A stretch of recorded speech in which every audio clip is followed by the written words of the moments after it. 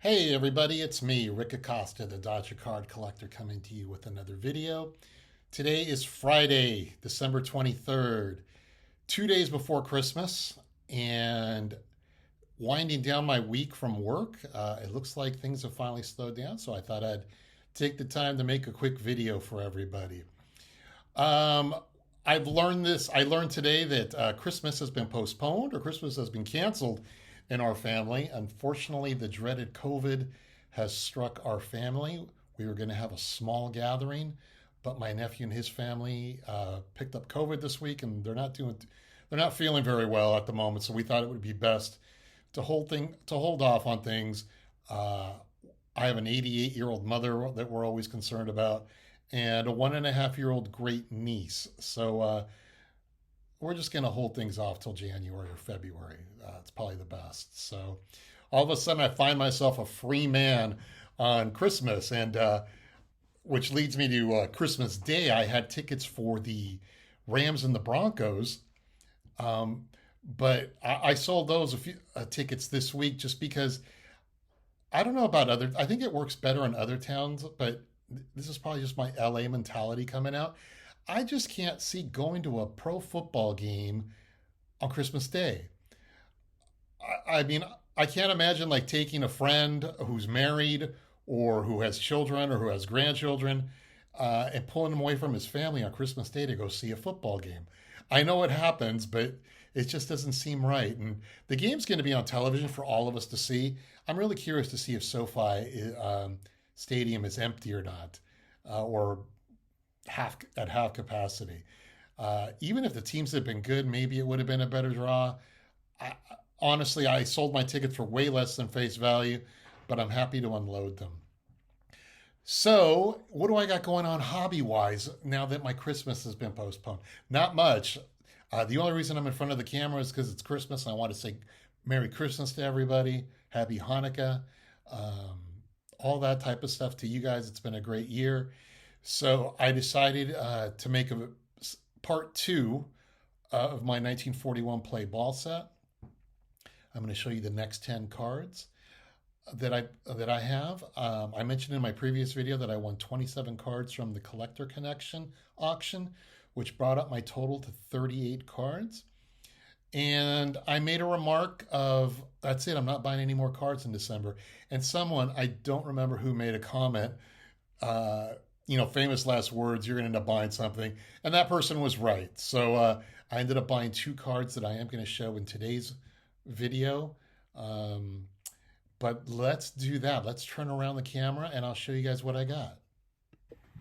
Okay, so some of these cards I might have shown in other videos. I won't say much about them. Let's just go ahead and get going here. My first card is card number 17. That is Roy Stormy Weatherly, a center fielder. He primarily played for the Indians from 1936 to 1942. He also played for the Yankees in 1943 before serving in World War II for a couple of years. He finished his career with the Giants in 1950. This is one of my cards that came back a PSA 5 from the Collector Connection. But still, it's a nice looking card there. Love the colors. I'm learning to look at more of the colors and just the background of the cards, but this is a really good looking card. And that's Roy Weatherly. Okay, the next guy I could have spent an hour about this guy with all the research I did, but I'm going to keep it to a minimum. And this is my one and only Hank Greenberg card. I did not win this card from the Collector Connection. This is one of the cards that I picked up this week. Showed up on eBay, and I got to jump on this. I actually made a comment to B-Roth on one of his videos that I picked this card up, and I wanted to thank him for not buying it because he has an incredible Hank Greenberg collection.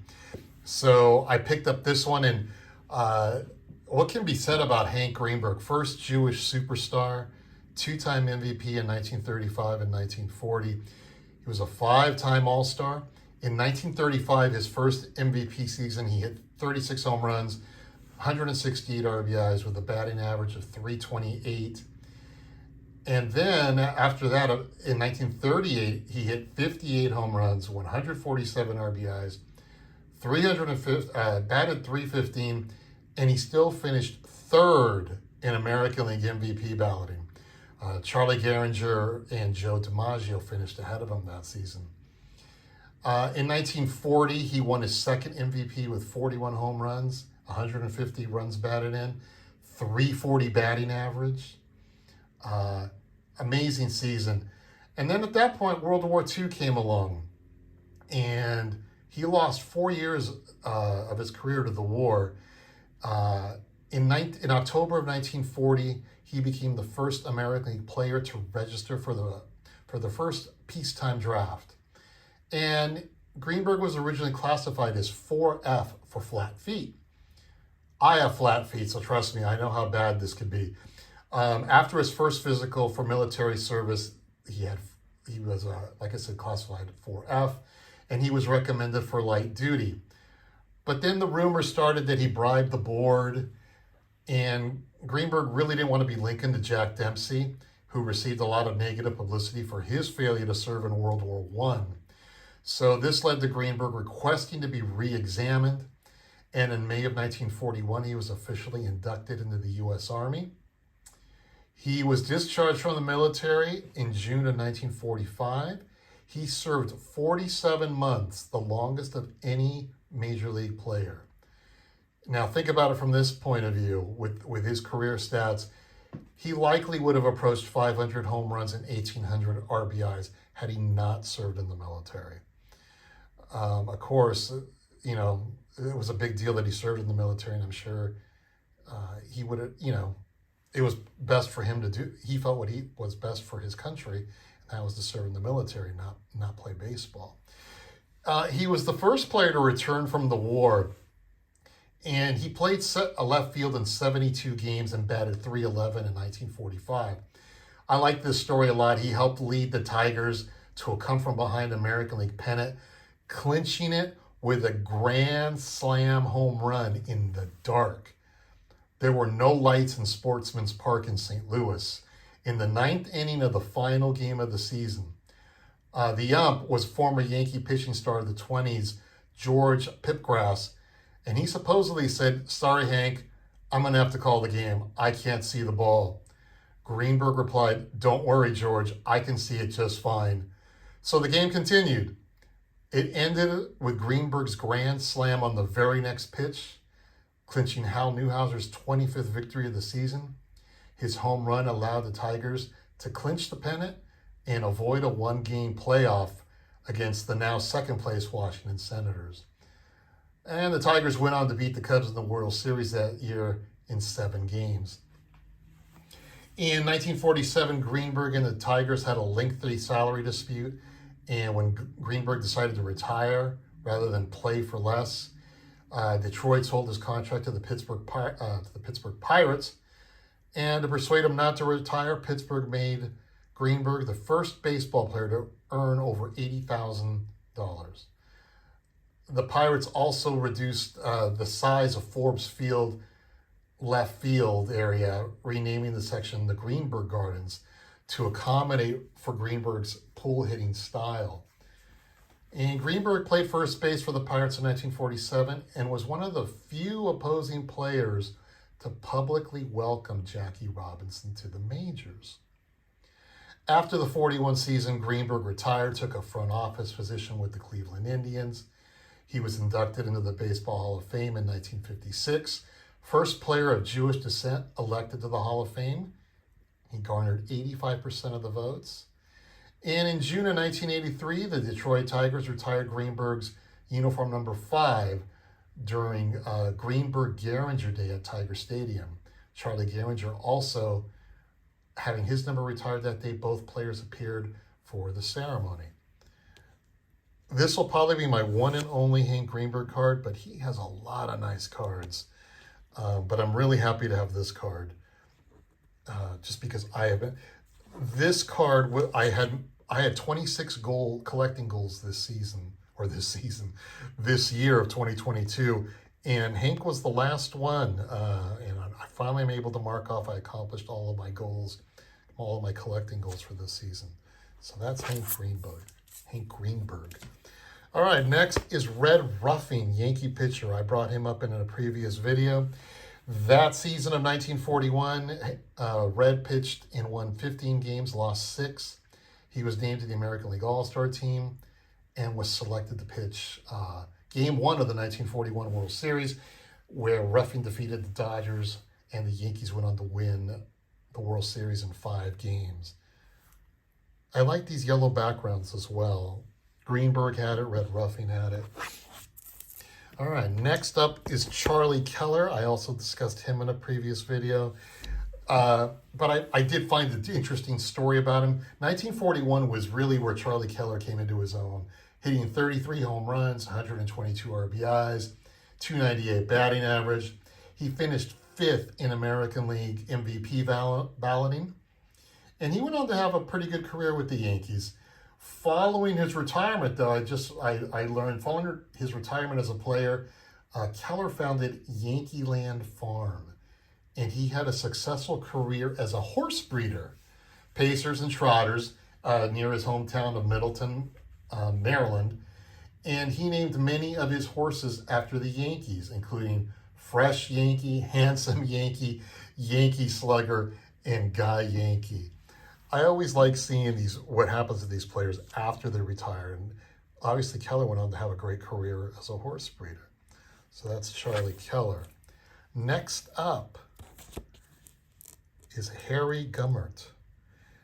Starting pitcher for the Giants, New York Giants, and the St. Louis Cardinals in the late 30s and early 40s. His best season was in 1939. He finished with 18 wins and 11 losses. His ERA was kind of high, though, 4.32 and 243 innings pitched. So that's Harry Gummert. I like the background of this card. It kind of looks like a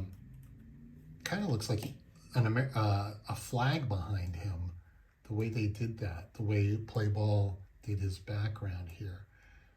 So good looking card. All right. Next up is Babe Young, first baseman and outfielder. He played 8 years in the majors between 1936 and 1948.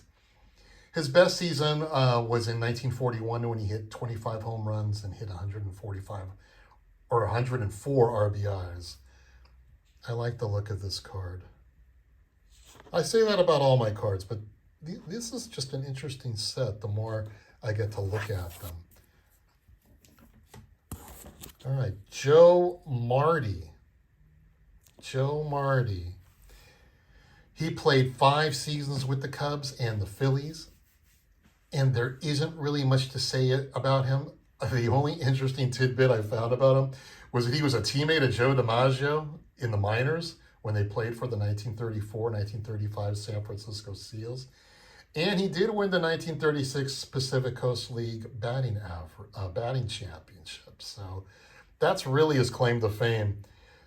Some of these players, when I look them up, have very little to say, but it's still interesting when you find something. The next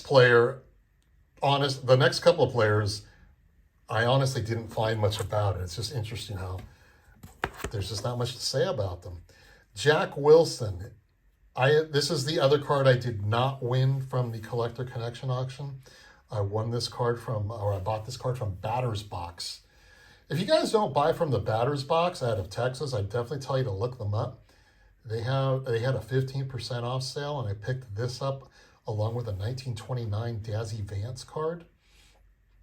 But check out Batter's Box. They have a good store. Jack pitched nine seasons, primarily with the Red Sox, and in 1937, he finished with a record of 16-10.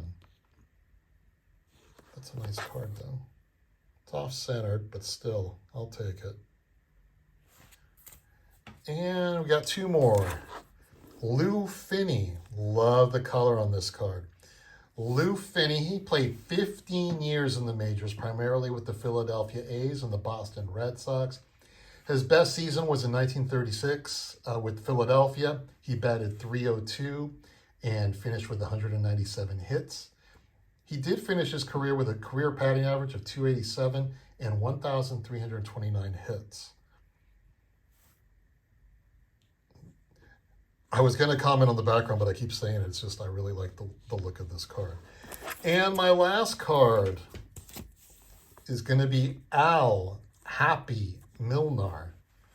I actually looked up why he was called Happy and why he was nicknamed Happy. I couldn't find it. Just couldn't. He pitched 7 seasons with the Indians from 1936 to 1943. And in 1940, he finished with an 18-10 record. So that's Happy Milnar. And that are the next 10 cards of the 1941 play ball set. Thank you so much if you're still watching. Merry Christmas and Happy Hanukkah. And I'm going to be back next week with a different spin of the top 50 that I'm starting to see here on YouTube.